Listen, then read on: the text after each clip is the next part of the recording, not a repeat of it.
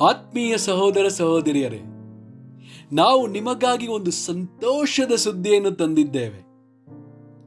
ಜನವರಿ 1ರಿಂದ 2025 ಸಂಪೂರ್ಣ ವರ್ಷಕ್ಕೆ 365 ಟಾಪಿಕ್ಸ್ಗಳನ್ನು ಹಂಚಿಕೊಳ್ಳುತ್ತೇವೆ. ಪ್ರತಿದಿನ ಒಂದು ಟಾಪಿಕ್ ಮತ್ತು ಅದಕ್ಕೆ ಸಂಬಂಧಿಸಿದ ವಚನಗಳನ್ನು ಹಂಚಿಕೊಳ್ಳುತ್ತೇವೆ.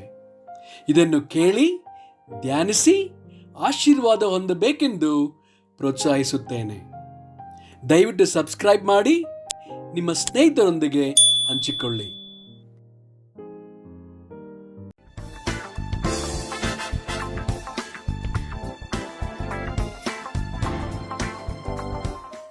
ಇಂದು ದಿನ 68 ಟಾಪಿಕ್ ಸಾಂತ್ವನ. ಆದಿಕಾಂಡ 21 ವಚನ 17. ಆ ಹುಡುಗನ ಮೊರೆಯು ದೇವರಿಗೆ ಕೇಳಿಸಿತು. ದೇವದೂತನು ಆಕಾಶದಿಂದ ಹಾಗರಳನ್ನು ಕರೆದು, ಹಾಗರಳೆ, ನಿನಗೇನಾಯಿತು? ಅಂಜಬೇಡ.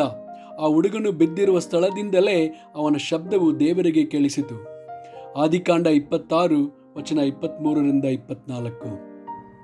ಈಸಾಕನು ಅಲ್ಲಿಂದ ಹೊರಟು ಘಟ್ಟ ಹತ್ತಿ ಬೇರ್ಷೆಬಕ್ಕೆ ಬಂದನು. ಆ ರಾತ್ರಿ ಯೆಹೋವನು ಅವನಿಗೆ ಕಾಣಿಸಿಕೊಂಡು, ನಾನು ನಿನ್ನ ತಂದೆಯಾದ ಅಬ್ರಹಾಮನ ದೇವರು, ನೀನು ಭಯಪಡಬೇಡ, ನಾನು ನಿನ್ನ ಬಳಿಯಲ್ಲಿದ್ದೇನೆ. ನನ್ನ ಸೇವಕನಾದ ಅಬ್ರಹಾಮನ ನಿಮಿತ್ತ ನಿನ್ನನ್ನು ಆಶೀರ್ವದಿಸಿ ನಿನ್ನ ಸಂತತಿಯನ್ನು ಹೆಚ್ಚಿಸುವೆನು ಎಂದು ಹೇಳಲಾಗಿ. ವಿಮೋಚನಕಾಂಡ 3 ವಚನ 7. ಆಗ ಯೆಹೋವನು, ಐಗುಪ್ತ ದೇಶದಲ್ಲಿರುವ ನನ್ನ ಜನರ ದುರವಸ್ಥೆಯನ್ನು ನೋಡಿದ್ದೇನೆ. ಬಿಟ್ಟಿ ಮಾಡಿಸುವವರ ವಿಷಯದಲ್ಲಿ ಅವರು ಇಟ್ಟ ಮೊರೆಯು ನನಗೆ ಕೇಳಿಸಿತು. ಅವರ ದುಃಖವನ್ನೆಲ್ಲ ನಾನು ಬಲ್ಲೆನು. ಯೆಶಾಯ 25 ವಚನ 4.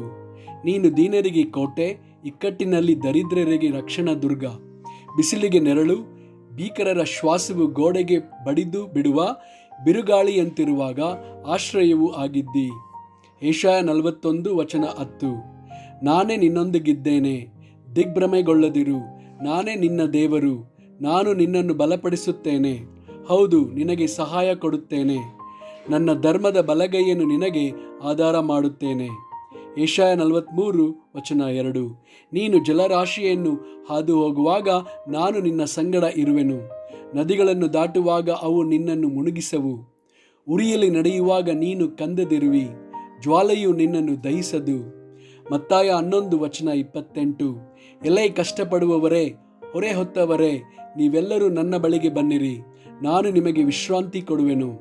ಯೋಹನ 14 ವಚನ 18 ಮತ್ತು 27. ನಾನು ನಿಮ್ಮನ್ನು ಅನಾಥರಾಗಿ ಬಿಡುವುದಿಲ್ಲ, ನಿಮ್ಮ ಬಳಿಗೆ ಬರುತ್ತೇನೆ, ಶಾಂತಿಯನ್ನು ನಿಮಗೆ ಬಿಟ್ಟು ಹೋಗುತ್ತೇನೆ. ನನ್ನಲ್ಲಿರುವಂಥ ಶಾಂತಿಯನ್ನು ನಿಮಗೆ ಕೊಡುತ್ತೇನೆ. ಲೋಕವು ಕೊಡುವ ರೀತಿಯಿಂದ ನಾನು ನಿಮಗೆ ಕೊಡುವುದಿಲ್ಲ. ನಿಮ್ಮ ಹೃದಯವು ಕಳವಳಗೊಳ್ಳದಿರಲಿ, ಹೆದರದಿರಲಿ. ಯೋಹಾನ 16 ವಚನ 33. ನೀವು ನನ್ನಲ್ಲಿದ್ದು ಮನಃಶಾಂತಿಯನ್ನು ಹೊಂದಿದವರಾಗಿರಬೇಕೆಂದು ಇದನ್ನೆಲ್ಲ ನಿಮಗೆ ಹೇಳಿದ್ದೇನೆ. ಲೋಕದಲ್ಲಿ ನಿಮಗೆ ಸಂಕಟ ಉಂಟು, ಧೈರ್ಯವಾಗಿರಿ, ನಾನು ಲೋಕವನ್ನು ಜಯಿಸಿದ್ದೇನೆ ಎಂದು ಹೇಳಿದನು. ರೋಮಾಪುರದವರಿಗೆ 8 ವಚನ 28. ಇದಲ್ಲದೆ ದೇವರ ಸಂಕಲ್ಪದ ಮೇರೆಗೆ ಕರೆಯಲ್ಪಟ್ಟು ಆತನನ್ನು ಪ್ರೀತಿಸುವವರ ಹಿತಕ್ಕಾಗಿ ಎಲ್ಲ ಕಾರ್ಯಗಳು ಅನುಕೂಲವಾಗುತ್ತವೆ ಎಂದು ನಮಗೆ ಗೊತ್ತದೆ. ಆಮೇನ್.